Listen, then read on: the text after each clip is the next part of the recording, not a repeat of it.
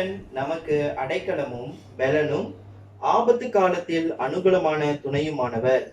ஆகையால் பூமி நிலை மாறினாலும் மலைகள் நடு சமுத்திரத்தில் சாய்ந்து போனாலும் அதன் ஜலங்கள் கொந்தளித்து பொங்கி அதன் பெருக்கினால் பர்வதங்கள் அதிர்ந்தாலும் நாம் பயப்படோம். ஒரு நதியுண்டு, அதன் நீர்க்கால்கள் தேவனுடைய நகரத்தையும் உன்னதமானவர் வாசம் பண்ணும் பரிசுத்த ஸ்தலத்தையும் சந்தோஷிப்பிக்கும். தேவன் அதன் நடுவில் இருக்கிறார், அது அசையாது. அதிகாலையிலே தேவன் அதற்கு சகாயம் பண்ணுவார். இயேசு கிறிஸ்துவின் இனிய நாமத்தில் உங்கள் யாவரையும் இந்த ஞாயிறு ஆராதனைக்கு அன்பாய் வாழ்த்தி வரவேற்கிறோம். ஆராதனைக்கு ஆரம்பமாக நாம் தலைகளை தாழ்த்தி ஜெபம் செய்வோமாக. நல்ல ஆண்டவரே, இந்த நேரத்திற்காக உமக்கு நன்றி செலுத்துகிறோம். இந்த தெய்வீக ஆராதனையை நாங்கள் கலந்து கொள்ளும்படியாக நீர் எங்களுக்கு கொடுத்த இந்த கிருபைக்காக உமக்கு நன்றி செலுத்துகிறோம். தேவரே, இது எங்களுடைய பலத்தினால் எங்களுடைய ஞானத்தினால் நாங்கள் கலந்து கொள்கிறோம் என்று சொல்ல முடியாது. உம்முடைய மகாபெரிய கிருபையினால் மாத்திரமே நாங்கள் இந்த ஆராதனையை கலந்து கொள்ள நீர் எங்களுக்கு இந்த கொடுத்த இந்த தயவுக்காக உமக்கு நன்றி செலுத்துகிறோம் ராஜாவே. ஆண்டவரே, இந்த நேரத்திலும் கூட ராஜாவே, நாங்கள் முழுவதுமாக எங்களை தாழ்த்துகிறோம். எங்களுடைய பாவங்கள் எல்லாவற்றையும் நாங்கள் அறிக்கையிடுகிறோம். உம்முடைய பரிசுத்த ஸ்தலத்திற்கு முன்பதாக, உம்முடைய பரிசுத்த ஆராதனைக்கு முன்பதாக நாங்கள் வருவதற்கு எந்த தகுதியும் எங்களுக்கு இல்லை. அந்த தகுதியை நீர் எங்களுக்கு ஏற்படுத்த எங்களை முற்றிலுமாக சுத்திகரிப்பீராக. எங்களுடைய அக்கிரமங்களை எல்லாவற்றையும் கழுவி எங்களுடைய சிந்தனைகளில் ஒருநிலைப்படுத்தி உம்மை ஆராதிக்க எங்களை நீர் தயார்படுத்துவீராக ராஜாவே. இந்த ஆராதனை ஆரம்பத்திலிருந்து முழுவதுமாக நீர் வழி நடத்தும்படியாக நாங்கள் ஜெபிக்கிறோம். ஆராதனை துணையாளர்கள் ஒவ்வொரு மேலும் உடைய கிருபை தங்கியிருக்க, உடைய தயவு தங்கியிருக்க நாங்கள் ஜெபிக்கிறோம் ராஜாவே. நாங்கள் யாவரும் தாழ்மையோடு உம்மிடத்திலே மன்றாடி கேட்கிறோம். நீர் எங்களுடைய ஆராதனையை முற்றிலுமாக உடைய பிரசன்னத்தினால் மூடி மறைத்துக் கொள்வீராக. எல்லாம் இயேசுவின் நாமத்தில் ஜெபிக்கிறோம் நல்ல பிதாவே, ஆமென். தொடர்ந்து நாம் ஆராதனைக்கு ஆரம்பமாக உன்னதமானவரின் என்ற பாடலை பாடுவோமாக. உன்னதமானவரின் உயர் மறைவில் இருக்கிறவன், சர்வ வல்லவரின் நிழலில் தங்குவான், இது பரமசிலாக்கியமே. சர்வ வல்லவரின் நிழலில் தங்குவான், இது பரமசிலாக்கியமே. அவர் சேட்டையின் கீழ் அடைக்கலம் புகவே தம் சிறகுகளால் மூடுவார். அவர் சேட்டையின் கீழ் அடைக்கலம் புகவே தம் சிறகுகளால் மூடுவார். தேவன் என் அடைக்கலமே, என் கோட்டையும் அரணும் அவர். அவர் சத்தியம் பரிசையும் கேடகமாம், என் நம்பிக்கையும் அவரே. அவர் சத்தியம் பரிசையும் கேடகமாம், என் நம்பிக்கையும் அவரே. அவர் சேட்டையின் கீழ் அடைக்கலம் புகவே தம் சிறகுகளால் மூடுவார். அவர் சேட்டையின் கீழ் அடைக்கலம் புகவே தம் சிறகுகளால் மூடுவார். இப்பொழுது நாம பொதுவான பாவ அறிக்கையை சொல்வோமாக. நாம் ஒருமனப்பட்டு பொதுவான பாவ அறிக்கையை நாம் சொல்வோமாக. அர்த்தத்தோடும் நிதானத்தோடும் நாம் சொல்வோமாக. சர்வ வல்லமையும் மிகுந்த இரக்கமுள்ள பிதாவே, தப்பிப்போன ஆடுகளைப் போல நாங்கள் உம்முடைய வழிகளை விட்டு வலிவி அலைந்து போனோம். எங்கள் இருதயத்தின் யோசனைகளுக்கும் விருப்பங்களுக்கும் மிகவும் இணங்கி நடந்தோம். உமது பரிசுத்த கற்பனைகளுக்கு விரோதமாய் குற்றம் செய்தோம். செய்யத்தக்கவைகளை செய்யாமல் செய்யத்தகாதவைகளை செய்து வந்தோம். எங்களுக்கு சுகமே இல்லை. ஆனாலும் ஆண்டவரே, தேவரீர் எங்கள் கர்த்தராகிய இயேசு கிறிஸ்துவின் மூலமாய் மனிதருக்கு அருளி செய்த வாக்குத்தத்தத்தின்படியே நிர்பாக்கியமுள்ள குற்றவாளிகளாகிய எங்களுக்கு இறங்கும். தப்பிதங்களை அறிக்கையிடுகிற எங்கள் மேல் பொறுமையாயிரும். பாவத்தின் நிமித்தம் துக்கப்படுகிற எங்களை சீர்படுத்தும். மிகவும் இரக்கமில்ல பிதாவே, உம்முடைய பரிசுத்த நாமத்துக்கு மகிமை உண்டாகும்படி நாங்கள் இனி தேவ பக்தியும் நீதியும் தெளிந்த புத்தியும் உள்ளவர்களாய் நடந்து வர இயேசு கிறிஸ்துவின் நிமித்தம் எங்களுக்கு கிருபை செய்தருளும். ஆமீன். இப்பொழுது நாம் மாறி மாறி வாசலுக்குள்ளாய் கடந்து செல்வோம். இன்று மாறி மாறி வாசலுக்கென்று தெரிந்து கொள்ளப்பட்ட வேத பகுதி 54வது சங்கீதம் வசனம் 1 - 7 முடிய. 54வது சங்கீதம் வசனம் 1 - 7 முடிய. இன்று தெரிந்து கொள்ளப்பட்ட மாறி மாறி வாசித்தல் சங்கீதம் 54 வசனம் 1 தொடங்கி 7 முடிய. சங்கீதம் 54 வசனம் 1 தொடங்கி 7 முடிய. வசனம் 1. தேவனே, உமது நாமத்தின் நிமித்தம் என்னை ரட்சித்து உமது வல்லமையினால் எனக்கு நியாயம் செய்யும். தேவனே, என் விண்ணப்பத்தை கேட்டு என் வாயின் வார்த்தைகளுக்கு செவிகொடும். அந்நியர் எனக்கு விரோதமாய் எழும்புகிறார்கள், கொடியர் என் பிராணனை வாங்க தேடுகிறார்கள். தேவனை தங்களுக்கு முன்பாக நிறுத்தி நோக்கார்கள். இதோ, தேவன் எனக்கு சகாயர், ஆண்டவரின் ஆத்துமாவை ஆதரிக்கவர்களோடே இருக்கிறார். அவர் என் சத்துருக்களுக்கு தீமைக்கு தீமையை சரி கட்டுவார். உமது சத்தியத்தின் நிமித்தம் அவர்களை நிர்மூலமாக்கும். உற்சாகத்துடன் நான் உமக்கு பலியிடுவேன். கர்த்தாவே, உமது நாமத்தை துதிப்பேன், அது நலமானது. சேர்ந்து வாசிப்போம். அவர் எல்லா நெருக்கத்தையும் நீக்கி என்னை விடுவித்தார். என் கண் என் சத்துருகளின் நீதி சரிக்கட்டு தலை கண்டது. ஆமென்.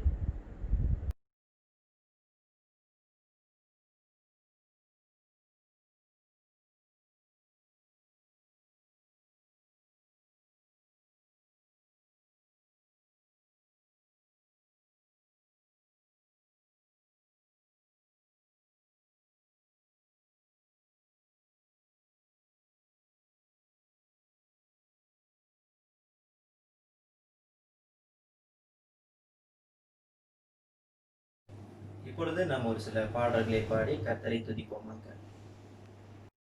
வாருங்கள், நாம் கர்த்தரை ஒருமனப்பட்டு நாம் ஆவியோடும் உண்மையோடும் கர்த்தரை தொழுகை செய்வோமாக.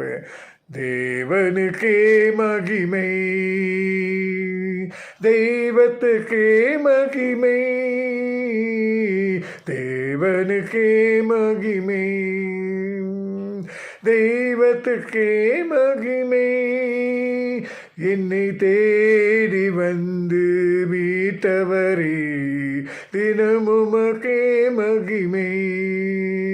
என்னை தேடி வந்து மீட்டவரே, தினமுமக்கே மகிமை.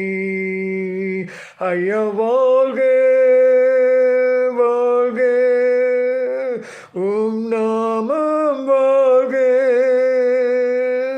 ஐயா வாழ்க வாழ்க வாழ்க வாழ்க, உம் நாமம் வாழ்க. உன்னதத்தில் தேவனுக்கே மகிமை உண்டாகட்டும். உன்னதத்தில் தேவனுக்கே மகிமை உண்டாகட்டும். இந்த பூமியிலே சமாதானமும் பிரியமும் உண்டாகட்டும். இந்த பூமியிலே சமாதானமும் பிரியமும் உண்டாகட்டும். ஐயா வாழ்க வாழ்க, உம் நாமம் வாழ்க. ஐயா வாழ்க வாழ்க வாழ்க வாழ்க, உம் நாமம் வாழ்க. செவிகளையே திறந்து விட்டீர், செய்வோமும் சித்தம். செவிகளையே திறந்து விட்டீர், செய்வோமும் சித்தம். இந்த புவிதனிலே உம் விருப்பம் பூரணமாகட்டுமே. இந்த புவிதனிலே உம் விருப்பம் பூரணமாகட்டுமே. ஐயா வாழ்க வாழ்க, உம் நாமம் வாழ்க.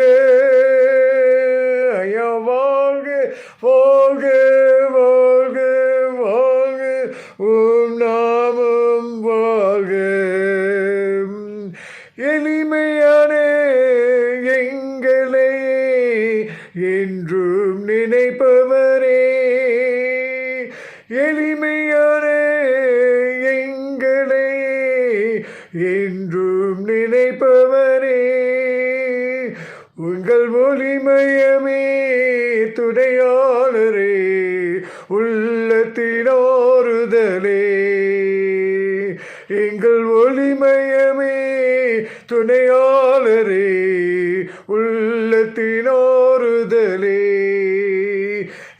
ஐயா வாழ்க வாழ்க, உம் நாமம் வாழ்க. ஐயா வாழ்க வாழ்க வாழ்க வாழ்க, உம் நாமம் வாழ்க. தேடுகிற அனைவருமே மகிழ்ந்து களி கூறட்டும். தேடுகிற அனைவருமே மகிழ்ந்து களி கூறட்டும். என்று பாடுகிற யாவருமே பரிசுத்தமாகட்டுமே. என்று பாடுகிற யாவருமே பரிசுத்தமாகட்டுமே. ஐயா வாழ்க வாழ்க வாழ்க வாழ்க, உம் நாமம் வாழ்க. ஐயா வாழ்க வாழ்க வாழ்க வாழ்க, உம் நாமம் வாழ்க. ஐயா வாழ்க வாழ்க வாழ்க வாழ்க, உம் நாமம் வாழ்க. ஐயா வாழ்க வாழ்க வாழ்க வாழ்க, உம் நாமம் வாழ்க. உம் நாமம் வாழ்க. அல்லேலூயா. உம் நாமம் வாழ்க. அல்லேலூயா. உம்மை போற்றுகிறோம், உம்மை வணங்குகிறோம், உம்மை உயர்த்துகிறோம். ஓ ராஜாதி ராஜனே, தேவா தி தேவனே, கர்த்தாதி கர்த்தரே. ஹல்லேலூயா. வாழ்க வாழ்க. ஹல்லேலூயா ஹல்லேலூயா ஹல்லேலூயா. தேவஜனம் கூடும் வேளையில் தேவன் வந்து அசைவாடுகிறார். நாம் கூடி இன்று ஆண்டவரை ஆராதித்துக் கொண்டிருக்கும் வேளையிலே அசைவாடுகிற தேவனுக்கு பணிவிடை செய்ய இடம் கொடுப்போமாக. தேவஜனம் கூடும் நேரத்தில் தேவன் வந்து அசைவாடுவார். தேவன் வந்து அசைவாடுவார். அல்லேலூயா. நான் பாடுவேன். அல்லேலூயா. நாங்கள் பாடுவோம். அல்லேலூயா. நான் பாடுவேன். அல்லேலூயா. நாங்கள் பாடுவோம். காத்திருக்கும் அடியார் உள்ளத்தில் கர்த்தர் வந்து தங்கிடுவார். காத்திருக்கும் அடியார் உள்ளத்தில் கர்த்தர் வந்து தங்கிடுவார். கவலைகள் கஷ்டங்கள் தீர்ந்திடும். கர்த்தரே சுமாரிடாரே. கவலைகள் கஷ்டங்கள் தீர்ந்திடும். கர்த்தரே சுமாரிடாரே. தேவஜனம் கூடும் நேரத்தில் தேவன் வந்து அசை போடுவார். தேவன் வந்து அசைவாடுவார். அல்லேலூயா நான் பாடுவேன். அல்லேலூயா நாங்கள் பாடுவோம். அல்லேலூயா நான் பாடுவேன். அல்லேலூயா நாங்கள் பாடுவோம். அல்லேலூயா நான் பாடுவேன். அல்லேலூயா நாங்கள் பாடுவோம். அல்லேலூயா நாங்கள் பாடுவோம். அல்லேலூயா நாங்கள் பாடுவோம். அல்லேலூயா அல்லேலூயா. உம்மை போற்றுகிறோம், உம்மை போற்றுகிறோம். ஓசானா ஓசானா ஓசானா ஓசானா ஓசானா தேவ தேவனுக்கே. ஓசானா ஓசானா ஓசானா தேவ தேவனுக்கே. தேவோவின் நாமத்தை போற்றி உயர்த்துகிறோம். மன நிறைவுடனே தேவா ஓசானா தேவ தேவனுக்கே.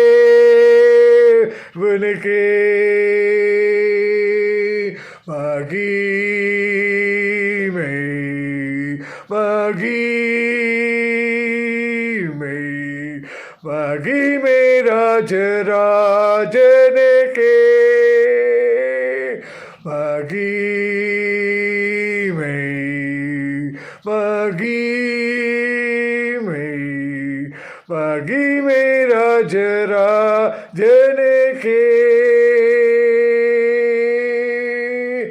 தேவோவின் நாமத்தை போற்றி துதி உயர்த்துகிறோம். மன நிறைவுடனே தேவா ஓசானா தேவ தேவனுக்கே. ஓசானா ஓசானா ஓசானா தேவ தேவனுக்கே. ஓசானா ஓசானா ஓசானா தேவ தேவனுக்கே. தேவோவின் நாமத்தை போற்றி உயர்த்துகிறோம். மன நிறைவுடனே தேவா ஓசானா தேவ தேவனுக்கே. ஓசானா தேவ தேவனுக்கே. ஓசானா தேவ தேவனுக்கே.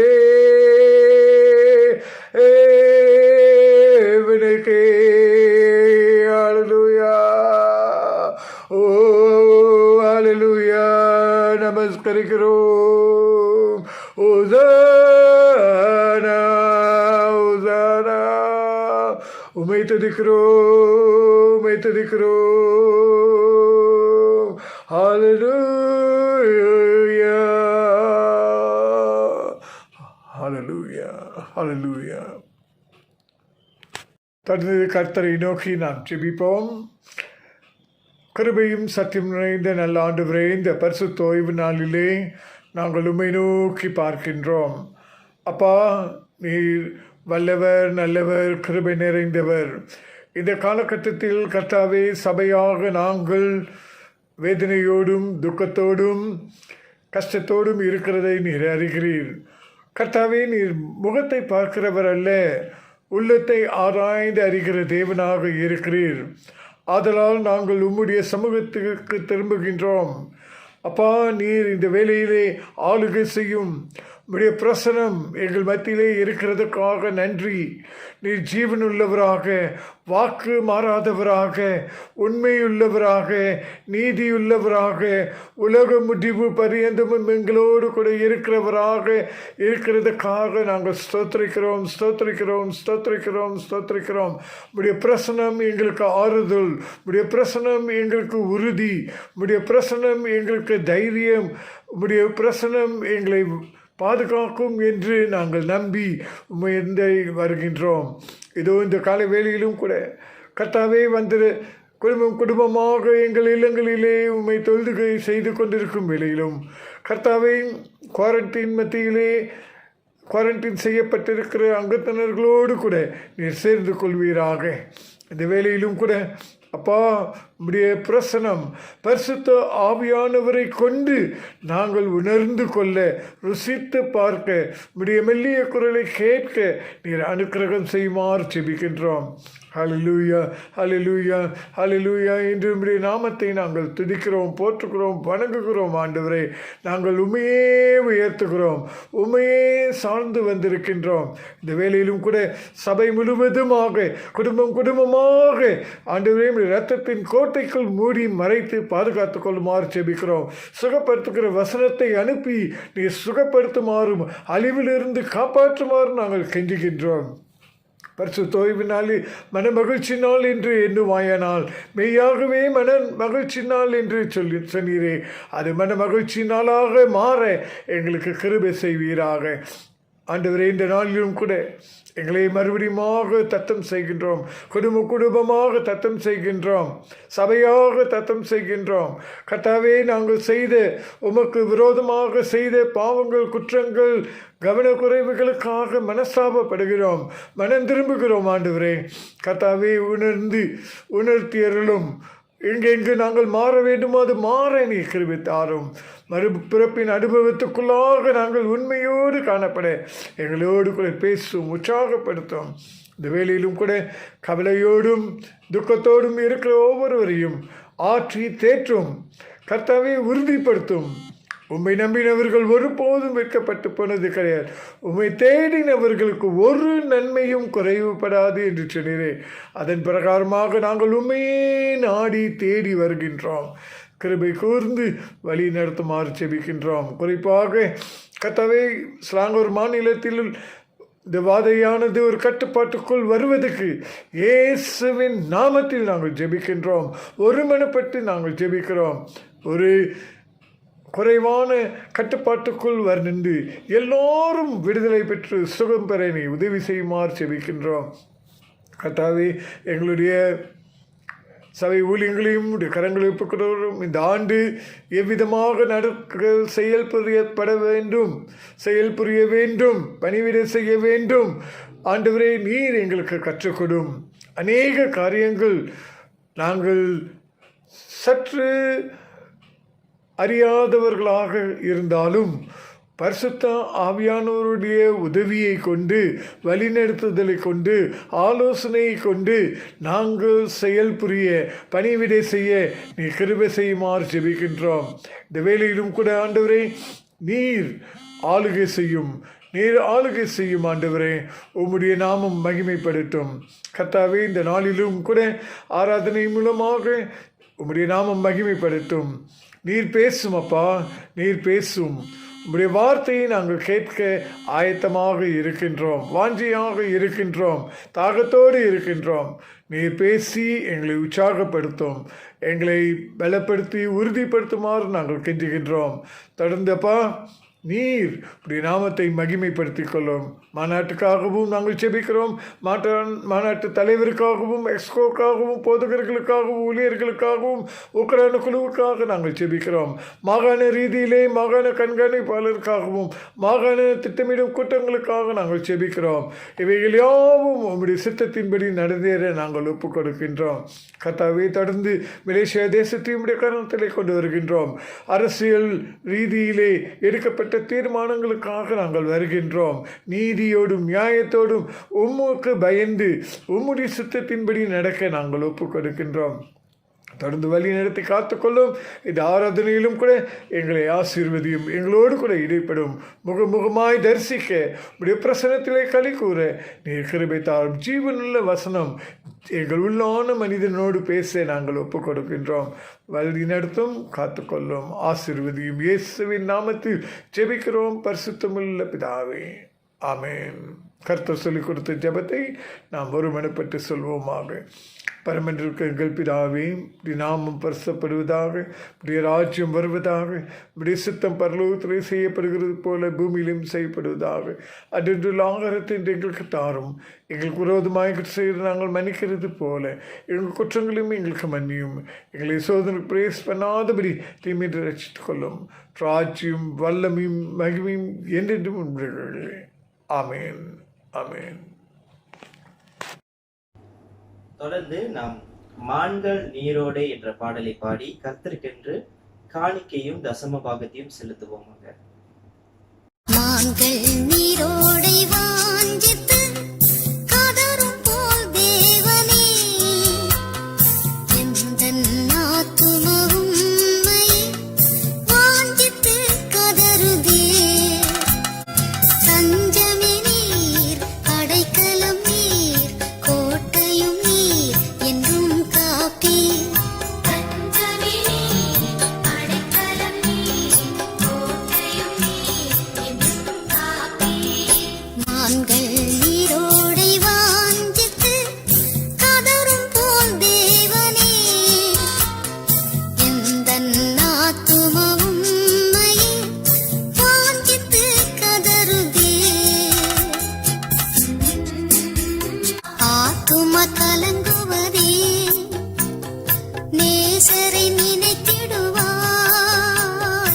ஆத்தும கலங்குவதே, நேசரை நினைத்திடுவார். அன்பரின் ரட்சிப்பினால் தினமும் துதித்து போற்றிடுவோம். மான்கள் நீரோடை வாஞ்சித்து கதரும் போல் தேவனே, எந்தன் ஆத்துமவும் உம்மை வாஞ்சித்து கதறுதே. தொடர்ந்து நாம் வேத வாசிப்புக்குள்ளாய் கடந்து செல்வோம். இன்று வேத வாசிப்புக்கென்று தெரிந்து கொள்ளப்பட்ட வேத பகுதி யோவான் 3வது அதிகாரம் வசனம் 1 - 20 முடிய. யோவான் 3வது அதிகாரம் வசனம் 1 - 20 முடிய. யோவான் எழுதின சுவிசேஷம் 3ஆம் அதிகாரம் வசனங்கள் 1 முதல் 20 வரை. யோவான் எழுதின சுவிசேஷம் 3ஆம் அதிகாரம் வசனம் 1 முதல். யூதருக்குள்ளே அதிகாரியான நிக்கோதேமு என்னப்பட்ட பரிசேயன் ஒருவன் இருந்தான். அவன் காலத்திலே இயேசுவினிடத்தில் வந்து, ரபி, நீர் தேவனிடத்திலிருந்து வந்த போதகர் என்று அறிந்திருக்கிறோம். ஏனெனில் ஒருவனும் தன்னுடனே தேவன் இராவிட்டால் நீர் செய்கிற இப்படிப்பட்ட அற்புதங்களை செய்ய மாட்டான் என்றான். இயேசு அவனுக்கு பிரதியுத்தரமாக, ஒருவன் மறுபடியும் பிறவாவிட்டால் தேவனுடைய ராஜ்யத்தை காண மாட்டான் என்று மெய்யாகவே மெய்யாகவே உனக்கு சொல்லுகிறேன் என்றார். அதற்கு நிக்கோதேமு, ஒரு மனுஷன் முதிர் வயதாய் இருக்கையில் எப்படி பிறப்பான்? அவன் தன் தாயின் கற்பத்தில் 2ஆம் தரம் பிரவேசித்து பிறக்க கூடுமோ என்றான். இயேசு பிரதியுத்தரமாக, ஒருவன் ஜலத்தினாலும் ஆவியினாலும் பிறவாவிட்டால் தேவனுடைய ராஜ்யத்தில் பிரவேசிக்க மாட்டான் என்று மெய்யாகவே மெய்யாகவே உனக்கு சொல்லுகிறேன். மாம்சத்தினால் பிறப்பது மாம்சமாயிருக்கும், ஆவியினால் பிறப்பது ஆவியாயிருக்கும். நீங்கள் மறுபடியும் பிறக்க வேண்டும் என்று நான் உனக்கு சொன்னதை குறித்து அதிசயப்பட வேண்டாம்.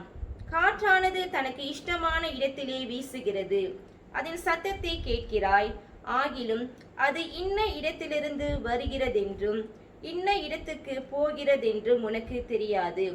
ஆவியினால் பிறந்தவன் எவனோ அவனும் அப்படியே இருக்கிறான் என்றார். அதற்கு நிக்கோதேமு, இவைகள் எப்படி ஆகும் என்றான்.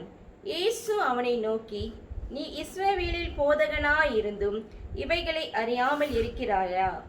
மெய்யாகவே மெய்யாகவே நான் உனக்கு சொல்லுகிறேன், நாங்கள் அறிந்திருக்கிறதை சொல்லி நாங்கள் கண்டதை குறித்து சாட்சி கொடுக்கிறோம், நீங்களோ எங்கள் சாட்சியை ஏற்றுக்கொள்ளுகிறதில்லை. பூமி கடுத்த காரியங்களை நான் உங்களுக்கு சொல்லியும் நீங்கள் விசுவாசிக்கவில்லையே. பரம காரியங்களை உங்களுக்கு சொல்வேனேயானால் எப்படி விசுவாசிப்பீர்கள்? பரலோகத்தில் இருந்திறங்கினவரும் பரலோகத்தில் இருக்கிறவருமான மனுஷகுமாரனே அல்லாமல் பரலோகத்துக்கு ஏறினவன் ஒருவனும் இல்லை.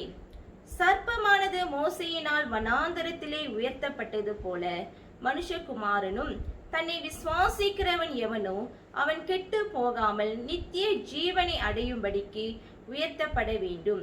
தேவன் தம்முடைய ஒரே பேரான குமாரனை விசுவாசிக்கிறவன் எவனோ அவன் கெட்டு போகாமல் நித்திய ஜீவனை அடையும்படிக்கு அவரை தந்தருளி இவ்வளவாய் உலகத்தில் அன்பு கூர்ந்தார். உலகத்தை ஆக்கினைக்குள்ளாக தீர்க்கும்படி தேவன் தம்முடைய குமாரனை உலகத்தில் அனுப்பாமல் அவராலே உலகம் ரட்சிக்கப்படுவதற்காகவே அவரை அனுப்பினார். அவரை விசுவாசிக்கிறவன் ஆக்கினைக்குள்ளாக தீர்க்கப்படான். விசுவாசியாதவனோ தேவனுடைய ஒரே பேரான குமாரனுடைய நாமத்தில் விசுவாசம் உள்ளவனாய் இராதபடியினால் அவன் ஆக்கினை தீர்ப்புக்குட்பட்டாயிற்று. ஒளியானது உலகத்திலே வந்திருந்தும் மனுஷருடைய கிரியைகள் பொல்லாதவைகளாய் இருக்கிறபடியினால் அவர்கள் ஒளியை பார்க்கிலும் இருளை விரும்புகிறதே அந்த ஆக்கினை தீர்ப்புக்கு காரணமாயிருக்கிறது. பொல்லாங்கு செய்கிற எவனும் ஒளியை பகைக்கிறான், தன் கிரியைகள் கண்டிக்கப்படாதபடிக்கு ஒளியின் இடத்தில் வராதிருக்கிறான். ஆமீன். தொடர்ந்து நம் மத்தியிலே தலைமை போதகர் ஆவிக்குரிய பிறப்பின் அவசியம் என்ற தலைப்பிலே தேவ செய்தியை நம் மத்தியிலே பகிர்ந்து கொள்வார். அல்லேலூயா. தேவனுடைய பரிசுத்த நாமத்திற்கு மகிமை உண்டாவதாக. கர்த்தருடைய செய்தியை நாம் ஜெப சிந்தையோடே கேட்போம். ஆவியானவர் தாமே நம்மோடு கூட இடைப்பட்டு நம்மோடு கூட பேசுவாராக. நாம் மாற வேண்டிய இடங்களிலே தேவன் தம்முடைய ஆவியின் வல்லமையை கொண்டு மாறத்தக்க உதவி செய்வாராக. நாம் முதலாவது தலை வணங்கி ஜெபிப்போம். சர்வ வல்லமையுள்ள பிதாவே, எங்களை அதிகமாக நேசிக்கிற பரிசுத்தமுள்ள ஆண்டவரே, உம்முடைய எல்லா கிருபைகளுக்காக உமக்கு கோடா கோடி சோஸ்திரம். நான் உயிர் பிழைத்து சன்னிதானத்துக்குள்ளே நின்று கொண்டிருப்போம் என்றால் அது உம்முடைய பெரிதான அன்பு ஆண்டவரே. மன உருக்கத்தின் மூலமாக நீர் எங்களுடைய வாழ்க்கையில ஈடுபட்டு எங்களை வழி நடத்தி வருகிறீர். உமக்கு கோடா கோடி சோஸ்திரம். கர்த்தாவே, இந்த திருவசனத்தை ஆண்டவரே நான் பேசும் பொழுது ஆவியானவரே என் நாவிலே கர்த்தாவே உம்முடைய வார்த்தை நீர் போடுமாறு ஜெபிக்கிறோம். அது மக்களுடைய வாழ்க்கைக்கு பிரயோஜனமாக இருக்க அருள் புரியும். பேசும் ஆண்டவரே, பேசும். இயேசுவின் மூலமே ஜெபம் கேளும் ஜீவிக்கிற நல்ல பிதாவே, ஆமென். கிறிஸ்துவுக்குள் பிரியமானவர்களே, மறுபடியுமாக நாம் கடவுளுடைய வசனத்துக்குள்ள, இந்த பிரசங்கத்துக்குள்ள நாம் கடந்து செல்ல போகிறோம். போன வருடத்துல இயேசுவை நாம் பின்பற்றுவோம் என்றால் அதற்கு கொடுக்க வேண்டிய கிரயம் என்ன என்ற தலைப்பில் நாம் பேசினோம். If we are to follow Jesus Christ, then what is the cost? What is it that God expects from me? அன்பானவர்களே, நாம் கண்டுகொண்ட ஒரு காரியம் என்னவென்றால், கடவுள் நம்முடைய வாழ்க்கையில அவருடைய ராஜ்யத்துக்குள்ள பிரவேசிக்கத்தக்க முதலாவது தேவையானது அந்த மறுபிறப்பின் அனுபவத்தை கடவுள் எதிர்பார்க்கிறார். அந்த மறுபிறப்பின் அனுபவத்தின் மூலமாகத்தான் நாம் தேவனுடைய பிள்ளைகளாக மாற முடியும். வேறு எந்த வழியும் வேதாகமத்தில் கொடுக்கப்படவில்லை. அந்த தனிப்பட்ட முறையில் அந்த அனுபவத்தோடு கூட கடவுளை நேசிக்கும் ஒரு நேசம், கடவுளுக்கு ஊழியம் செய்யும் ஒரு வாழ்க்கை, நான் எதை செய்தாலும் கர்த்தருடைய மகிமைக்கென்று செய்வேன் என்ற ஒரு காரியம் வர வேண்டும் என்றால் இந்த மறுபிறப்பின் அனுபவம் நிச்சயமாக மிக மிக முக்கியம். போன வாரத்தில் 2 கதைகளை நான் சொன்னேன். பாரம்பரிய கிறிஸ்தவர்கள், generation Christians. I talked about a lady who could not answer the question whether she is born again, whether the Holy Spirit in her witnesses that she is a child of God. She was very unsure. ஒரு பெண்மணியை குறித்து நாம் பேசினோம். நீ மறுபிறப்பின் அனுபவத்துக்குள்ள கடந்து வந்திருக்கிறாயா? பரிசுத்த ஆவியானவர் உன் உள்ளத்திலிருந்து நீ கடவுளுடைய பிள்ளை என்று சொல்லத்தக்க அந்த சாட்சியை பெற்றிருக்கிறாயா? இந்த பெண்மணிக்கு பதில் கொடுக்க முடியாத ஒரு நிலை. தலைமுறையாக கிறிஸ்தவ குடும்பத்திலிருந்து வந்த ஒரு ஸ்திரீ. 2வது ஜான் வெஸ்லியுடைய வாழ்க்கையில் நடந்த சம்பவங்கள். அருமையான கிறிஸ்தவ குடும்பம், ஊழியத்திற்கு ஒப்பு கொடுத்த ஒரு மகன், படித்து பட்டம் பெற்று எங்களுக்கு சபையில் போதகராக சென்று ஊழியத்தில் தோல்வி. அதை விட்டுட்டு மிஷினரியாக போறேன் என்று ஜார்ஜியா பட்டணத்துக்கு போய் மிஷினரி ஊழியத்திலும் ஒரு தோல்வி. ஆனால் கடவுள் அந்த மனுஷனோடு கூட முறைவிய கிறிஸ்தவர்கள் மூலமாக பேசினார். பயங்கரமான புயலின் மத்தியில் அந்த ஜனத்தார் கப்பல் பிரயாணத்தில் கப்பல் மூழ்க போகிற நிலையில அவர்கள் பாடிக்கொண்டு தேவனை துதித்து சோஸ்தரித்து கொண்டிருந்தார்கள். ஜான் வெஸ்லிக்கோ மரண பயம். என்ன கேட்டாரு? அவர்களிடத்துல ஏதோ ஒன்று உண்டு, அது என்னிடத்துல இல்லை, அது எனக்கு தேவை. ஜார்ஜியா பட்டணத்துல அதே கேள்வி கேட்கப்பட்டது. என்ன கேள்வி? நீ ரட்சிப்படைந்திருக்கிறாயா? மிஷனரி கேட்கிறார், நீ ரட்சிப்படைந்திருக்கிறாயா? ஜான் வெஸ்லியால பதில் கொடுக்க முடியாத ஒரு நிலையில அவர் மிஷனரி ஊழியத்திலும் தோல்வி அடைந்து திரும்பி வருகிறார் என்று நாம் பார்க்கிறோம்.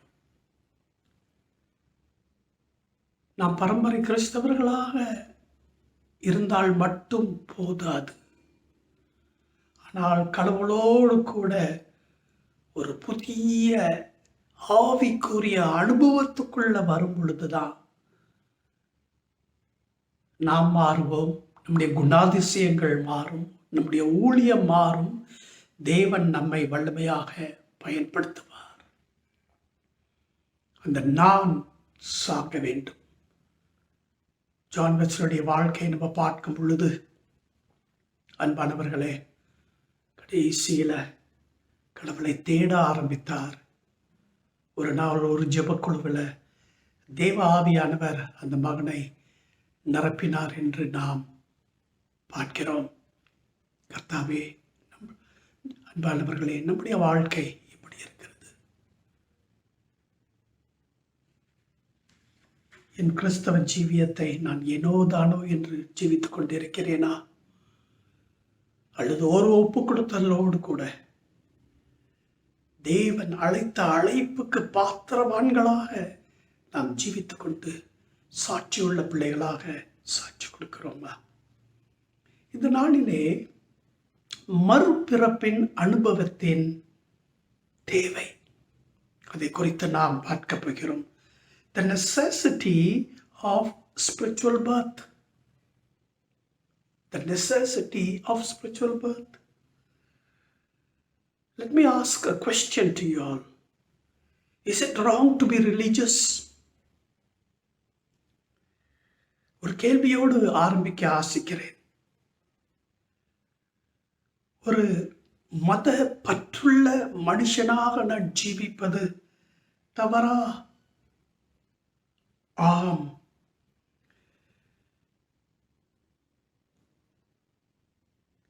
அந்த ஜீவியம்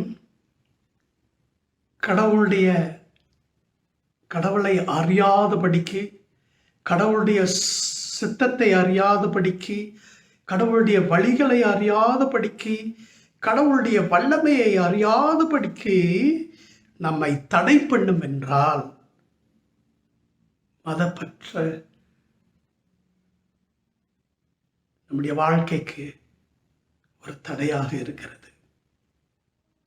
Yes, if it hinders one from knowing God, His will, His ways, and His power, then being a religious man is wrong.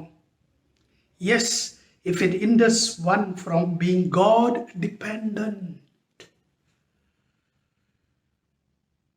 instead of depending on God, most of the religious people depend on themselves. The ego is there, dominant.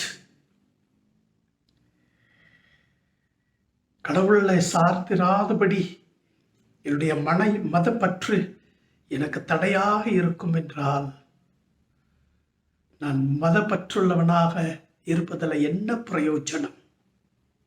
It is wrong to be religious if it hinders one from going spiritually.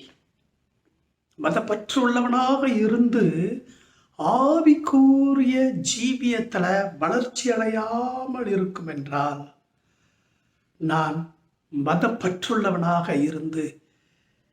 இருப்பது என்ன பிரயோஜனம்?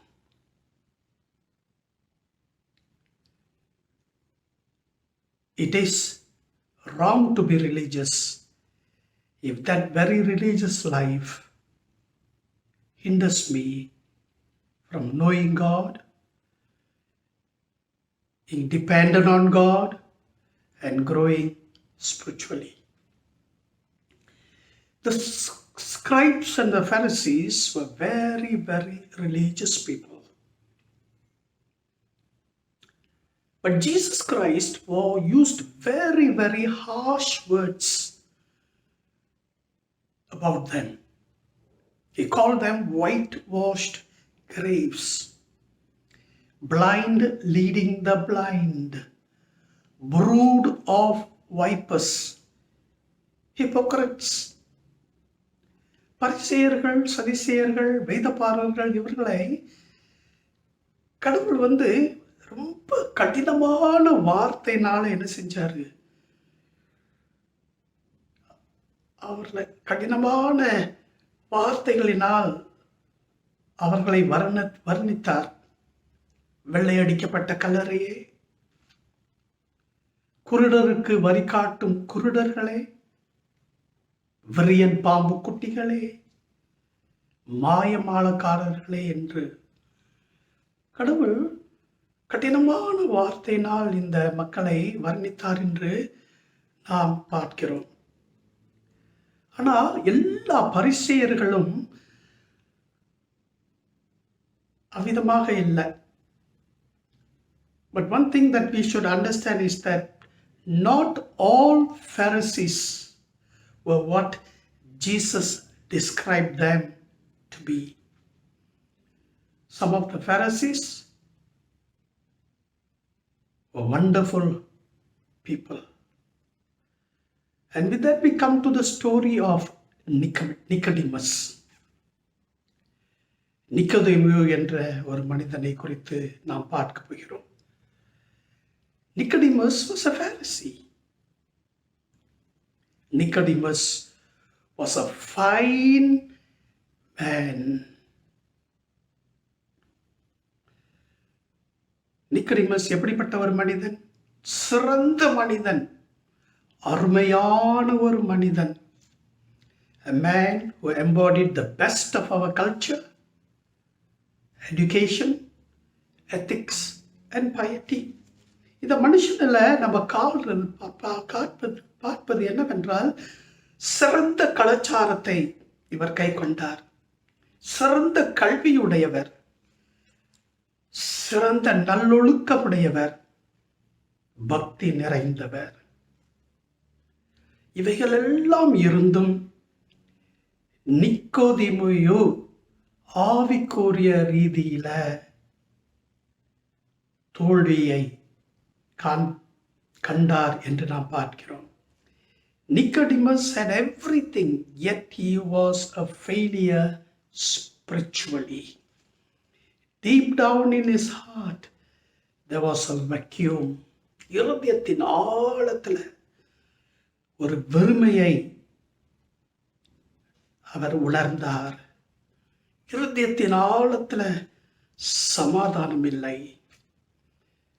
இருதயத்தின் ஆழத்தில் ஆவிக்குரிய ரீதியில் ஒரு பெரிய போராட்டம். Deep down in his heart, there was a vacuum. No inner peace and a great battle within. ஆனால் இந்த மனிதன் பாருங்க, மிகவும் அதிகமாக சாதனை படைத்தவர். நிக்கோதேமு அதிகமாக சாதனை படைத்தவர். அதிகமாக நன்மையான காரியங்கள் அவரிலே இருந்தது. நம்பர் 1, முதல் காரியம், முதலாவது அவர் ஒரு பரிசேயர். வேதத்தில் அநேக இடங்கள்ல இந்த பரிசேயர்களை குறித்து கடினமான வார்த்தையின் மூலமாக இயேசு பேசுகிறதை நாம் பார்க்கிறோம். இயேசு சொன்ன அநேக காரியங்கள் உண்மைதான். ஆனா அநேக காரியங்கள்ல இந்த பரிசேயர்கள் இஸ்ரவேல்ல சிறந்த மக்களாக இருந்தார்கள்.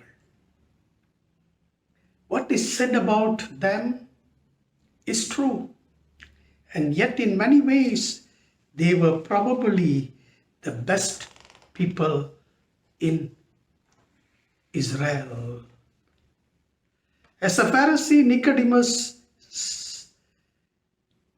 sought the meaning of life, but did not find it. ஒரு பரிசேயனாக இருந்து வாழ்க்கையின் அர்த்தத்தை, கடவுளோடு கூட இருக்கும் அந்த உறவுல இருக்கும் அர்த்தத்தை அவர் தேடினார். ஆனா என்ன செய்யல, அவரால் கண்டுபிடிக்க முடியவில்லை. நிக்கோதேமை போல இன்னைக்கு அநேகர் அவ்விதமாக காணப்படுகிறோம். Like Nicodemus, a religious man, many of us are in the same boat. He was a good Pharisee. பரிசேயன்ல ஒரு சிறந்த மனுஷனாக நாம் அவரை பார்க்கிறோம். இரண்டாவது, நிக்கோதேமு ஒரு கல்விமான். He was a great scholar. நன்றாக கல்வி கற்றவர். He was a great student of the law. நியாய பிரமாணத்தை நன்றாக கற்று ஆராய்ந்து அறிந்த ஒரு மனுஷனாக அவர் காணப்பட்டார். A man of great education கல்வியில சிறந்தோங்கிய ஒரு மனுஷனாக இருந்தார். கல்வி ரொம்ப முக்கியம். நம்முடைய பிள்ளைகளை நம்ம அதிகமாக கல்வியில உற்சாகப்படுத்துகிறோம், நல்லது. ஆனா கல்வி மட்டும் ஒரு மனுஷனுக்கு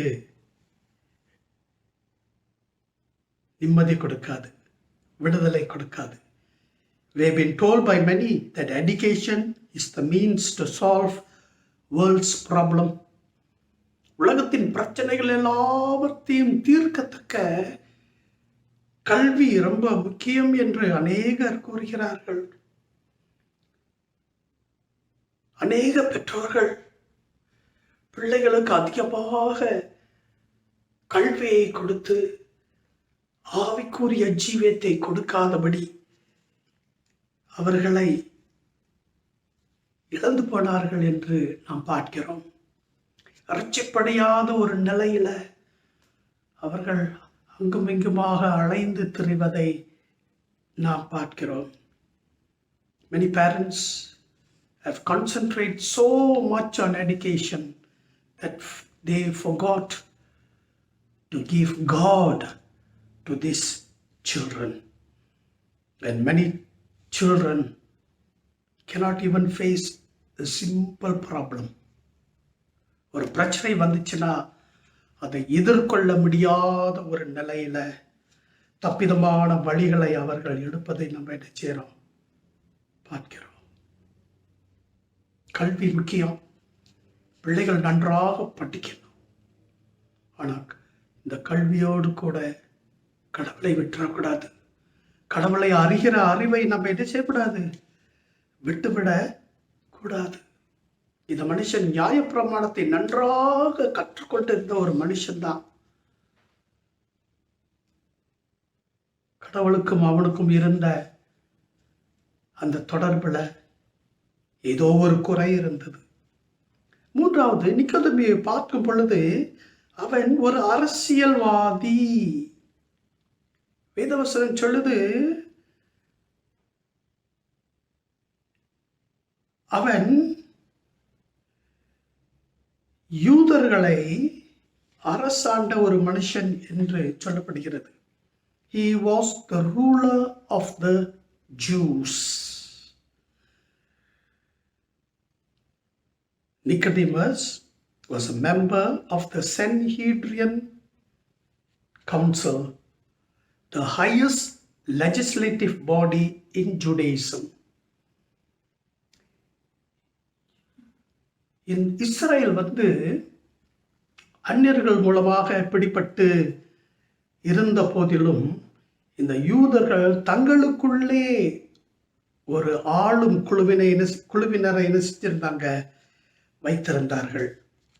இந்த ஆளும் குழுவில் நிக்கோதேமி ஒருவராக இருந்தார். இந்த குழுதான் விசாரணை செய்யும். இந்த குழுதான் தப்பிதமான போதனை வரும் பொழுது ஆராய்ந்து பார்த்து தீர்ப்பு கொடுக்கும். இந்த குழுதான் புதிய கட்டளைகளை, நியாயப்பிரமாணங்களை எழுதும். எல்லா அரசியல் ரீதியில உள்ள காரியங்கள் எல்லாவற்றையும் செய்யும் குழு இந்த குழு, the Sanhedrin Council, the highest legislative body in Judaism. This council conducted trials,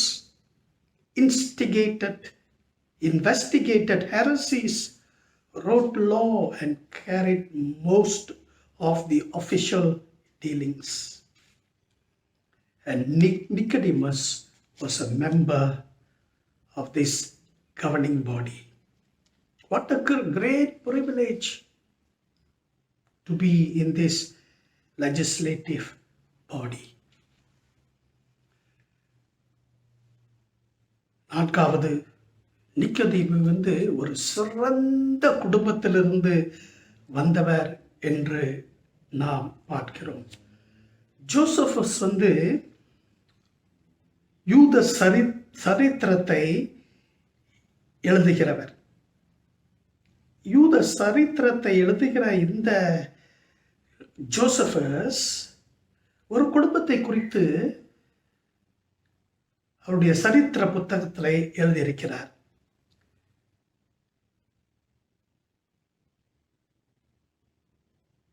Josephus, the Jewish historian, in his Antiquities, twice mentioned a high-ranking Jewish family. ஒரு சிறந்த ஒரு யூத குடும்பம். அந்த குடும்பத்தில் நிக்கோதேமியுடைய பெயர் எப்பொழுதும் முதன்மையாக வந்து கொண்டே இருந்தது. ஒரு முறை அரிஸ்டோபுலஸ் ஒரு அரசியல்வாதி, அவருக்கு ஒரு ஸ்தானாபதி தேவை.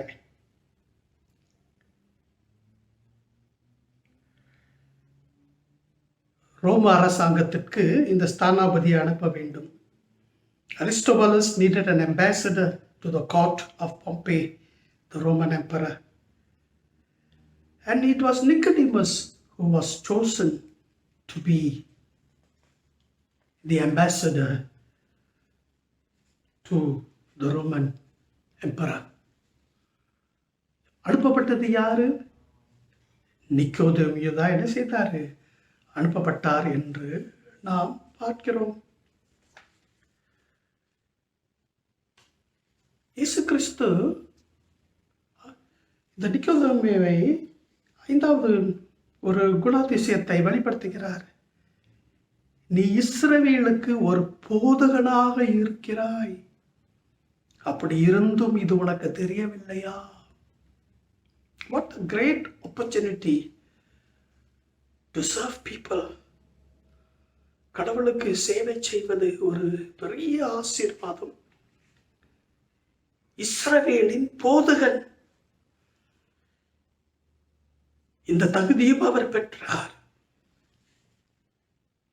He was a teacher of the Jews.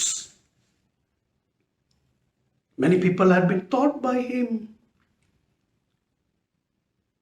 because he was a man of the law. He studied the law, and many people learned from him. ஆனால் இவைகள் எல்லாம் நிக்கோதேமுவுக்கு இருந்தும்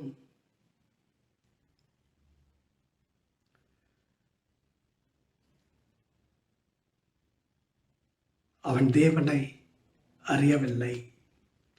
In spite of all his prominence in education, politics, culture, and religion, Nicodemus had a great need.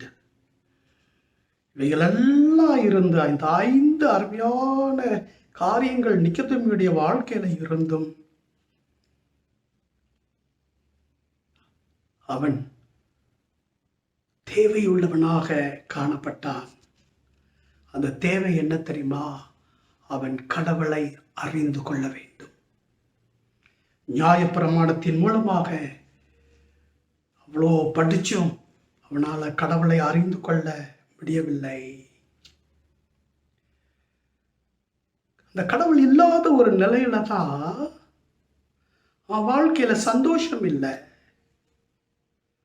ஆவிக்குரிய ரீதியில ஒரு குருடனாக இருந்தான். Because he did not know God, he was unhappy, lost, and spiritually blind. There was a deep vacuum in his heart. அவன் இருதயத்தின் ஆழத்துல ஒரு வெறுமை காணப்பட்டது. அந்த வெறுமை காணப்பட்டது. இந்த காரணத்துக்காக தான் இயேசுவை பற்றி இவன் அதிகமாக கேள்விப்பட்டிருக்கிறான். இயேசுவின் போதனை, இயேசு செய்த அடையாளங்கள், இயேசு செய்த அற்புதங்கள், இவைகள் எல்லாவற்றையும் கேள்விப்பட்டு இவரை சந்திக்க வேண்டும், எப்படியாவது இவரை சந்திக்க வேண்டும் என்று ஒரு தீர்மானம் எடுத்து ஒரு இரவு நேரத்தில் இந்த இயேசுவை தேடி வருகிறான் என்று நாம் பார்க்கிறோம். He has heard so much about God. The miracles that he has performed, the teaching with great authority, the healings that he has performed, the signs and wonders that Jesus Christ has performed. And so he came to Jesus.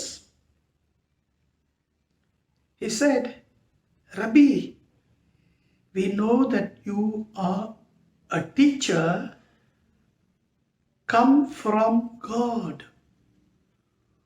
உம்மை பார்க்கும் பொழுது நான் அறிந்து கொள்ளும் ஒரு காரியம் என்ன என்றால், நீங்க தேவனால் அனுப்பப்பட்ட ஒரு மனுஷன் என்பதை நான் அறிகிறேன். ஏனென்றால் எந்த மனுஷனாலும் செய்ய முடியாத காரியங்களை நீங்கள் செய்கிறீர்கள். You are a teacher come from God. No one can do these signs that you do unless God is with him. உம்மோடு கூட கடவுள் இருக்கிறார் என்பதை நான் அறிகிறேன். That is what Nicodemus looked at Jesus and said. And Jesus Christ was very, very direct. இருதயத்தின் ஆழங்களை அறிகிற தேவன் அவர். சிந்தையில இருதயத்துல என்ன ஓடுகிறது என்பதை அறிகிற தேவன் அவர். He knows all about us. We are naked in his presence. அந்த இருதயத்தின் ஆழத்தின் தேவையை அவர் பார்த்து என்ன சொன்னார் தெரியுமா?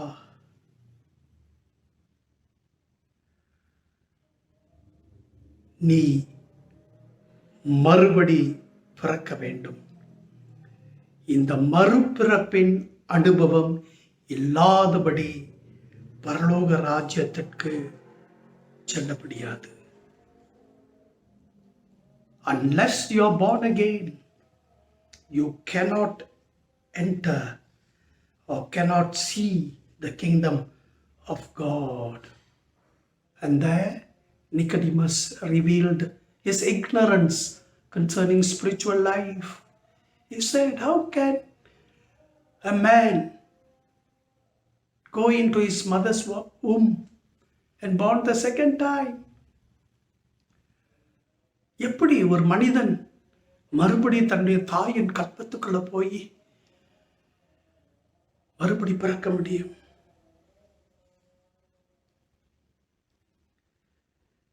அவனை பார்த்து சொன்னார், நீ யூதனுடைய போதகனாக இருந்தும் இவைகளை அறியாதிருக்கிறாயே. You being the teacher of Israel, and yet you don't know these things. Don't marvel that I said to you, you must be born again.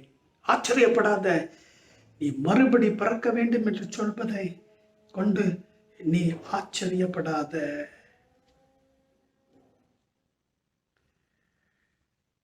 And it is here that Jesus Christ introduces himself as the one who has come down from heaven as the Son of Man. இந்த இடத்துல தான் இயேசு கிறிஸ்து தன்னை நிக்கோதேமுக்கு அறிமுகப்படுத்துகிறதை நாம் பார்க்கிறோம்.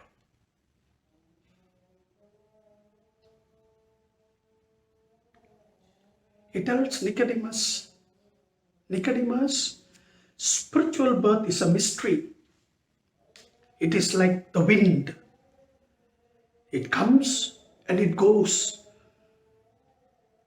We don't know where it comes from and where it goes. We can feel it, and there is power in it. Spiritual life is a mystery.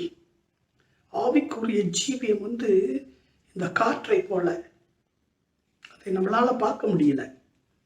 எங்கேருந்து வருது, எங்க போகுது தெரியல. ஆனால் அது வீசும் பொழுது அதை நாம் உணர்கிறோம். ஆவிக்குரிய மனுஷனும் அப்படிதான். அவன் வாழ்க்கையில் அதிகமாக ஒரு மர்மம் உண்டு. அந்த மர்மம் கடவுளால கொடுக்கப்பட்ட ஒரு மிஸ்ட்ரி, ஒரு மர்மம்.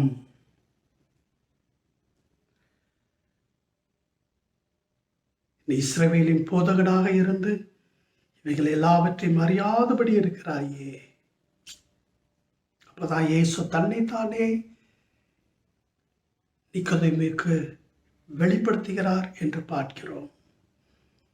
Jesus Christ introduced himself as one who came down from heaven. நான் வானத்திலிருந்து இறங்கி வந்தவர். I am from heaven. He says, whoever believes in the Son of Man will have eternal life. இந்த வானத்திலிருந்து இறங்கி வந்த இந்த மனுஷகுமாரனை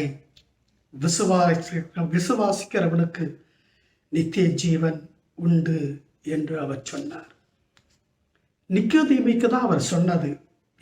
நம்ம எப்பொழுதும் இந்த மனப்பாடமாக இந்த வசனத்தை சொல்வோம். ஆனா இது நிக்கோதேமுக்கு கொடுக்கப்பட்ட வசனம். எந்த வசனம்? யோவான் 3:16. It is John 3:16, given for Nicodemus. For God so loved the world that he gave his only begotten Son, that whosoever believeth in him should not perish, but shall have eternal life. நிக்கோதேமுக்கு கொடுக்கப்பட்ட வார்த்தை என்ன?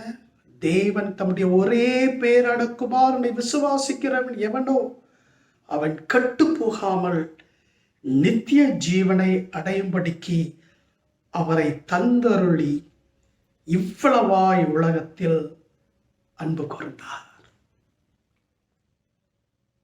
You have to believe in Jesus Christ. You must have faith in this Jesus Christ. It can be anybody. If you have faith in Jesus Christ, then your life will change. Your witness will change. Because God's love calls for that faith. இது நிக்கோதேமுக்கு கொடுக்கப்பட்ட ஒரு வசனம் என்று நம்ம பார்க்கிறோம்.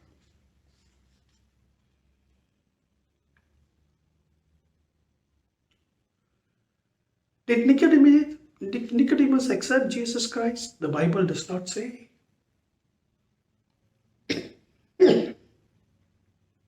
நிக்கோதேமு இயேசுவை ஏற்றுக்கொண்டாராங்க. இயேசுவின் போதனைகளுக்கு கீழ்ப்படிந்தாராங்க. ஆனால் என்ன பார்க்கிறோம் என்றால், இயேசு கிறிஸ்துவை ஒரு முறை விசாரணைக்கு கொண்டு வராங்க. விசாரணைக்கு கொண்டு வந்து தீர்ப்பு கொடுக்குறாங்க. அப்போ நிக்கோதேமு தான் எழுந்து ஒரு மனுஷனை விசாரிக்கிறதுக்கு முன்பதாக குற்றவாளி என்று தீர்க்க முடியாது என்று இயேசுவுக்காக பேசினார். ஆனால் இயேசுவை ஏற்றுக்கொண்டாரா? தெரியலங்க. He stood for Jesus Christ during the trial. He spoke for him. But whether he accepted Christ or not, we don't know. Was he a secret Christian? We don't know. மறைந்து வாழும் ஒரு கிறிஸ்தவனாக அவர் ஜீவித்தாரா? வேதத்தில் நமக்கு இவைகள் கொடுக்கப்படவில்லை. நிக்கோதேமு, நீ மறுபடி பிறக்க வேண்டும். இது ஆவியின் பிறப்பு.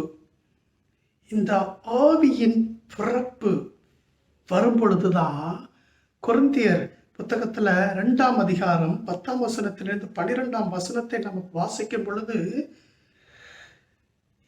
இந்த ஆவியின் பிறப்பு வரும் பொழுதுதான் தேவனுடைய ஆழங்களை நம்மால் அறிந்து கொள்ள முடியும்.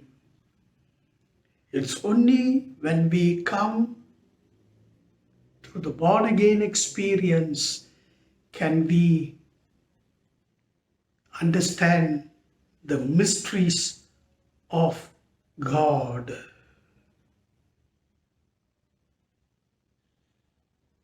இரண்டாவது, இந்த வேத பகுதியில் 1 கொரிந்தியர் 2:10-12 வாசிக்கும் பொழுது, தேவனுடைய ஆவியின்றி ஒருவனும் தேவனுக்குரியவைகளை அறிய மாட்டான்.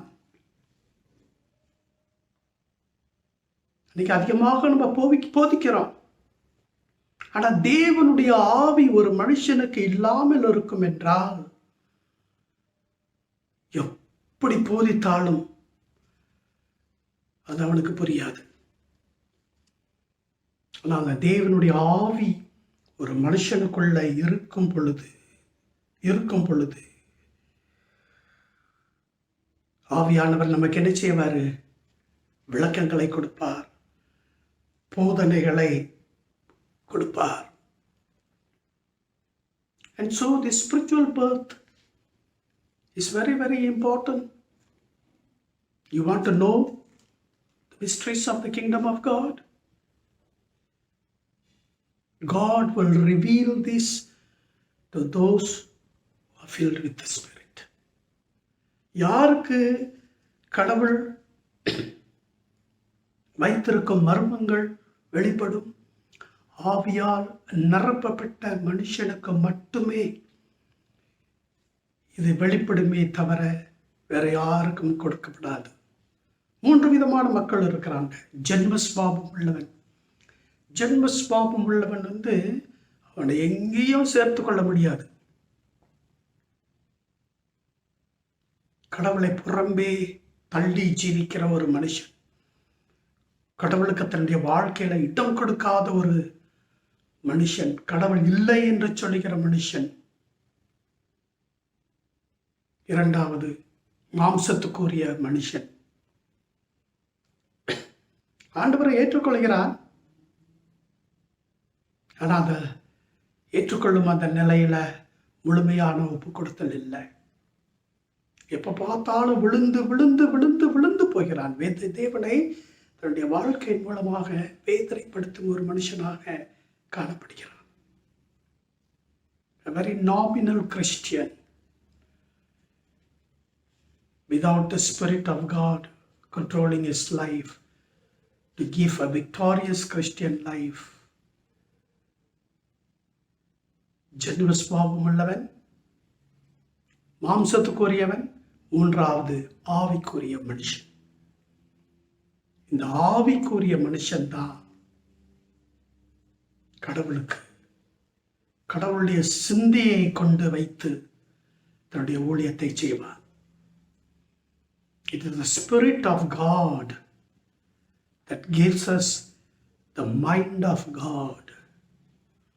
Today as we see the churches, it is filled with the mind of man and not the mind of Christ, because many of the people have not gone through this spiritual born again experience. It is very, very necessary if you want to live for Christ and be victorious, if you want to please God. கடவுளை பிரியப்படுத்தும் பிள்ளைகளாக நீங்கள் மாற வேண்டும் என்றால் கட்டாயமாக இந்த மறுபிறப்பின் அனுபவம் உங்களுக்கு தேவை. It is very, very important. Hallelujah. Hallelujah. The necessity of rebirth. ஆராதனையின் இறுதி பாடலாக குதூகலம் கொண்டாட்டமே என்ற பாடலை பாடுவோமாக. அப்பொழுது இரண்டாவது காணிக்கை எடுக்கப்படும்.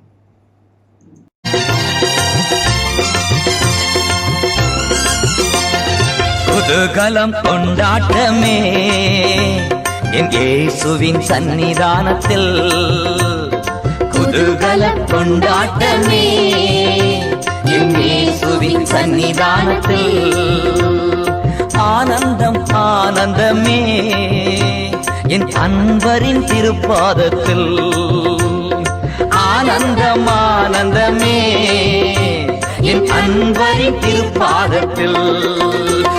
எல்லாம் பறந்தது, நோய்களெல்லாம் தீர்ந்தது இயேசுவின் இரத்தத்தினா, பாவம் எல்லாம் பறந்தது, நோய்களெல்லாம் தீர்ந்தது இயேசுவின் இரத்தத்தினா, கிறிஸ்துவுக்குள் வாழ்வு, கிருபையால் மீட்பு, பரிசுத்த ஆவியினா, கிறிஸ்துவுக்குள் வாழ்வு, கிருபையால் மீட்பு, பரிசுத்த ஆவியினா, குதூகலம் கொண்டாட்டமே என் இயேசுவின் சன்னிதானத்தில், ஆனந்தம் ஆனந்தமே என் அன்பரின் திருப்பாதத்தில், குதூகலம் கொண்டாட்டமே என் இயேசுவின் சன்னிதானத்தில். இறுதி ஜெபத்தையும் ஆசீர்வாத ஜெபத்தையும் நம்முடைய தலைமை போதகர் அவர்கள் வழி நடத்துவாராக. ஜெபம் செய்வோம். சர்வ வல்லமையுள்ள பிதாவே, இரக்கத்தில் ஐஸ்வர்யமுள்ள தேவனே, எங்களோடு கூட பேசிக்கொண்டு வருவதற்காக நன்றி ஆண்டவரே. நாங்கள் இந்த உலகத்தில் எவ்வளவோ சாதித்தாலும், எவ்வளவோ சம்பாதித்தாலும், பேப்புகளை எல்லாவற்றையும் சாதித்தாலும், தேவ ஆவியானவர் எங்களுக்குள்ளே இல்லாமல் இருப்பார் என்றால் எங்களுடைய வாழ்க்கை தோல்வியில முடியும் என்பதை உணர்கிறோம். பரலோக ராஜாவே, பிரயாசப்பட உதவி செய்யுங்க ஆண்டவரே. ஜான் வெஸ்லி பிரயாசப்பட்டு தேவ ஆவியானவரால் நிரப்பப்பட்டு ஒரு சிறந்த சாட்சியின் மகனாக உலகமெங்கும் சுவிசேஷத்தை பரப்பத்தக்க கிருபை செய்தீர் ஆண்டவரே. எங்களையும் நிரப்பும் ஆண்டவரே. உம்மை வாஞ்சையோடு தேடி வர உதவி செய்யுங்க சுவாமி. நாங்கள் கட்டப்பட வேண்டும், தனிப்பட்ட மனுஷன் கட்டப்பட வேண்டும், எங்களுடைய குடும்பங்கள் கட்டப்பட வேண்டும், எங்களுடைய திருச்சபைகள் கட்டப்பட வேண்டும். இவைகளுக்கு நம்முடைய ஆவியின் பலன் தேவை ஆண்டவரே. As an individual, we have to be strengthened. As a family, we have to be strengthened. And as a church, we have to be strengthened. And for this, oh dear God, we need the power from above. உன்னதத்தின் பலத்தால் எங்களை நிரப்பும் ஆண்டவரே. உமக்காக சேவை செய்ய அருள் புரிங்க ஆண்டவரே. இயேசு கிறிஸ்துவின் மூலமே ஜெபத்தை ஏறடிக்கிறோம் ஜீவிக்கிற நல்ல பிதாவே. ஆமென், ஆமென், ஆமென். நம்முடைய கர்த்தராகிய இயேசு கிறிஸ்துடைய கிருபை, பிதாவாகிய தேவனுடைய அன்பு, பரிசுத்த ஆவியானவருடைய அன்யோன்ய ஐக்கியம் உங்கள் அனைவரோடு கூட இப்பொழுதும் எப்பொழுதும் சதா காலங்களிலும் நிலைத்திருந்து காக்க கடவுது. ஆமென், ஆமென்.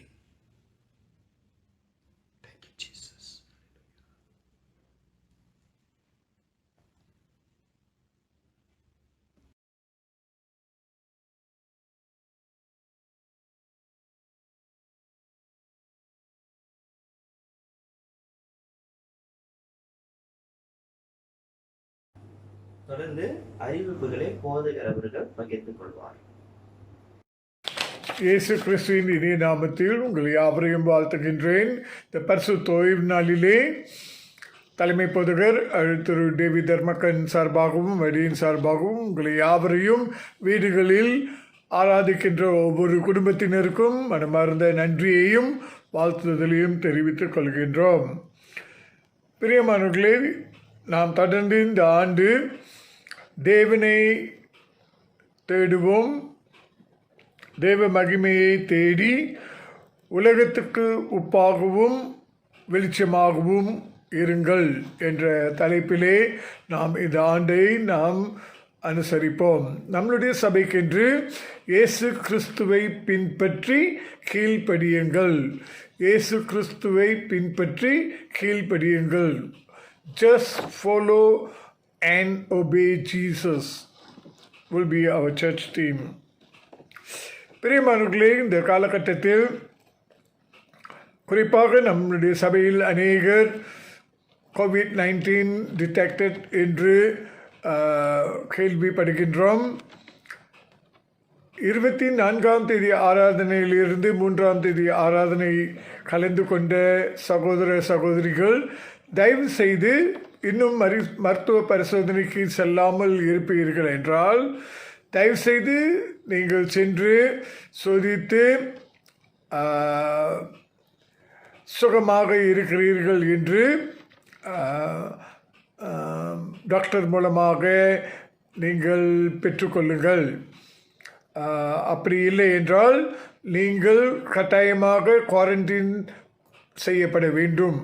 10 நாளிலிருந்து 14 நாட்கள் நாம் வீடுகளில் குவாரண்டைன் பண்ணியிருக்க வேண்டும் என்று ஆலோசனை கொடுக்கப்படுகிறது. பிரியமானவர்களே, இது கொஞ்சம் சீரியஸாக எடுக்குமாறு அன்போடு கேட்டுக்கொள்கிறேன். சொந்த சுகாதாரத்துக்காக நீங்களும் நானும் பாதுகாப்புக்காக நாம் செய்ய வேண்டியதாக இருக்கின்றது. நம்முடைய சமூக நல தலைவர் திரு சத்யா அவர்கள் உங்களை தொடர்பு கொள்வார் என்றால் சென்றிருக்கிறவர்கள் சென்று செக் செய்து விட்டேன் அதோட இதை நீங்கள் சொல்லலாம். போதகரிடத்தில் ஒரு சிலர் நீங்கள் கூப்பிட்டிருக்கிறீர்கள். கூப்பிட்டவர்கள் நான் பதிவு செய்து வைத்திருக்கின்றேன். கீழ்ப்படிதலோடு பரிசோதனைக்கு சென்று பதில் கொடுத்த ஒவ்வொருவருக்கும் மனமார்ந்த நன்றியை நான் தெரிவித்துக் கொள்ள ஆசைப்படுகிறேன். தேவன் தாமே நாம் ஒவ்வொருவரையும் பாதுகாத்து சுகப்படுத்தி பலப்படுத்தி ஆரோக்கியப்படுத்தி மீண்டும் ஒரு குடும்பமாக நாம் ஆராதிக்கும்படி அவர் நிச்சயமாக கொண்டு வருவார் என்று நாம் நம்புவோம். பிரியமானவர்களே, நம்முடைய கூட்டங்கள் நடைபெற வேண்டியதாக இருக்கின்றது. ஆனாலும் ஜூம் மூலமாக அல்லது கூகுள் மீட் மூலமாக நாம் செய்வதற்கு ஏற்பாடு செய்து வருகின்றோம். ஆதலால் கூடிய விரைவிலே உங்களுக்கு வாட்ஸ்அப் மூலமாக நாங்கள் தொடர்பு கொள்வோம்.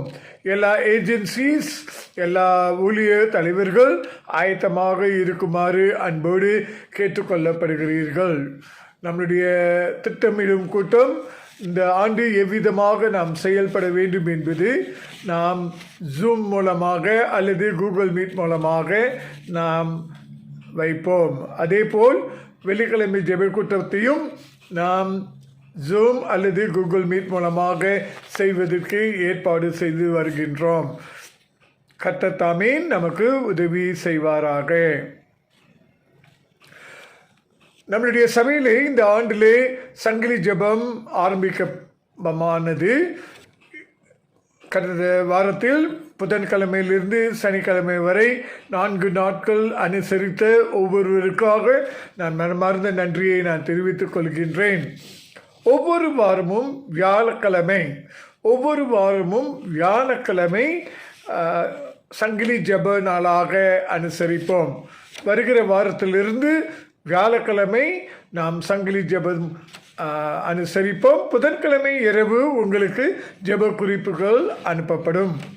ஆதலால் தயவுசெய்து ஜெப குறிப்புகளை பார்த்து நீங்கள் ஜெபிக்குமாறு அன்போடு கேட்டுக்கொள்ளப்படுகிறீர்கள். அடியேனுக்கு தமிழில் டைப் பண்ணி உதவி செய்ய விரும்புகிறவர்கள் என்னை தொடர்பு கொள்ளுமாறு அன்போடு நான் கேட்டுக்கொள்கின்றேன். ஏனென்றால் நம்மளுடைய சபையிலே அநேகர் தமிழ் பேசுகிறவர்களாக இருக்கிறபடினால், வாசிக்கிறவர்களாக இருக்கிறபடியால் எல்லா அனௌன்ஸ்மெண்ட் தமிழில் போட வேண்டியதாக இருக்கிறது. ஒரே நபரை நாம் தொல்லை செய்யாதபடிக்கு பல்வேறு மக்கள் முன் வருவீர்கள் என்றால் நலமாக இருக்கும். ஒவ்வொருவருக்கும் ஒரு பொறுப்பு நான் கொடுத்து நீங்கள் ஊழியத்துக்கு உதவியாக இருக்க நான் மனமார்ந்து அழைக்கின்றேன். ஆராதனை சபையிலே கூட முடியாது இருக்கிறபடியினால் ஆண்டவருக்கு கொடுக்க வேண்டிய காணிக்கைகள், தசம பாகங்கள், பொருத்தனைகளை ஆன்லைன் மூலமாக நீங்கள் செய்யுமாறு அன்போடு கேட்டுக்கொள்ளப்படுகிறீர்கள். ஆன்லைன் செய்த பிறகு நம்முடைய சபை பொருளாளர் திருமதி ஜெனிதா தாவீது ராஜனிடத்தில் நீங்கள் தெரியப்படுத்துமாறு அன்போடு கேட்டுக்கொள்ளப்படுகிறீர்கள். அந்த ஸ்வீப்பை அவங்க இடத்துல வாட்ஸ்அப் பண்ணுங்கள். புல்லட்டினில் அவங்களுடைய பேரும் தொலைபேசி எண்ணும் சொல்லப்பட்டிருக்கிறது. கோசம் 1925184775 என்ற தொடர்பில் நீங்கள் அனுப்புமாறு அன்போடு கேட்டுக்கொள்ளப்படுகிறீர்கள். நம்முடைய சபை கட்டுமான வேலைக்கு இன்னும் 15,000 ரிங்கிட் தேவையாக இருக்கிறது.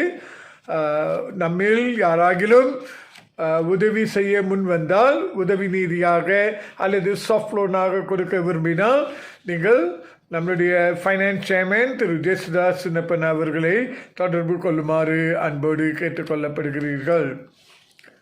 பிரியமானவர்களே, நம்மளுடைய நாட்டில் இப்பொழுது MCO ஆக 26ஆம் தேதி ஜனவரி மாதம் வரைக்கும் பிரகடனம் செய்யப்பட்டிருக்கிறது. அது மட்டுமல்லாமல் அவசர எமர்ஜென்சியாக 1ஆம் தேதி ஆகஸ்ட் வரை பிரகடனம் செய்யப்பட்டிருக்கிறது. ஆதலால் நாம் நேரடியாக முகமுகமாக கூடி நாம் கூட்டங்கள் கூடாமல் இருக்கும்படி கேட்டுக்கொள்ளப்பட்டிருக்கின்றோம். மற்ற அறிவிப்பு வரும் வரையிலும் நாம் ஜூம் மூலமாக அல்லது கூகுள் மீட் மூலமாக நாம் கூட்டங்களை நடத்த வேண்டும் என்று கேட்டுக்கொள்ளப்பட்டிருக்கின்றது. பிரியமானவர்களே, இந்த COVID-19 நிமித்தம் குவாரண்டைன் செய்யப்பட்டவர்கள் தயவுசெய்து வீட்டை விட்டு வெளியே போகாதீர்கள். வீட்டில் இருந்து ஓய்வெடுத்து சுகம் பெற நாம் கர்த்தரை நோக்கி பிரார்த்தனை செய்வோம், ஜெபிப்போம். கர்த்தர் அவருடைய அளவற்ற கிருபை நம் ஒவ்வொருவர் மேலும், குறிப்பாக பாதிக்கப்பட்டவர்கள் மேல் இருப்பதாக. பயம், திகில் எல்லாவற்றையும் இயேசுவின் மேல் வைத்து விடுவோமாக. குறிப்பாக 23ஆம் தேதி மாகாண ரீதியிலே திட்டமிடும் கூட்டம் கைவாராவில் 5 மணிக்கு நடைபெற வேண்டியதாக இருந்தது. ஆனால் ஜூம் மீட்டிங்காக நடைபெறும் என்று அறிவிக்கப்படுகின்றது. நம்மளுடைய திருச்சபையின் 1வது ஸ்தல மாநாடு 3ஆம் தேதி பிப்ரவரி மாதம் நடைபெற வேண்டியது. அதுவும் ஜூம் மீட்டிங்காக நடைபெறும் என்று எதிர்பார்க்கப்படுகின்றது. மேல் விவரங்கள் அடுத்த அறிவிப்பிலே நான் அறிவிக்கின்றேன். 19ஆம் தேதி பிப்ரவரி மாதத்தில் மாகாண ஜெப நாளாக நீண்ட ஜெபமாக அனுசரிக்கப்படும் என்று அறிவிக்கின்றோம். மேல் விவரங்கள் இருக்கும் என்றால் உங்களுக்கு வாட்ஸ்அப் மூலமாக உங்களுக்கு அறிவிக்கின்றேன். கர்த்தர் தாமே உங்களை ஒவ்வொருவரையும் ஆசீர்வதிப்பாராக.